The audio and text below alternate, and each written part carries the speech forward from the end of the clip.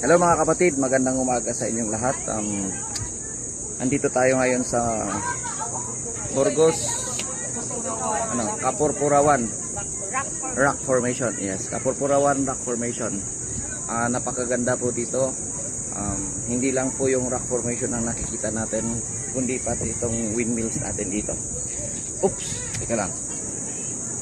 Nawala na ako sa eksena. Pero, ayan. Nag-enjoy tayo ngayon dito sa Kapurpurawan dahil napakaganda po yung view. Yan. Yung team ng technical officials ng Taekwondo ay nandito ngayon para tignan yung place na ito at yan, recommended po ito. Okay. You know. Mga kaibigan, nandito ang aming PD. Ayun. Hello. Say hello. Hello.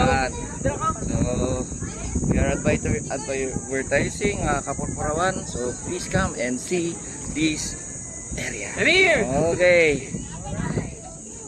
Ayon sa ating tour guide, itong area na ito, natural ito na nakikreate ng alon. Kapag tumataas yung tubig dito, binabangga ito na nakakaroon ngayon ng rock formation dito. Ayan. Siguro mga ilang pan pa yan, alon pa dyan, nababangga dito, mag-iba yung yung formation dito. So, napakaganda. Sa kabila, meron din doon. Sa kabila, yan. Maraming tao doon, tinitignan.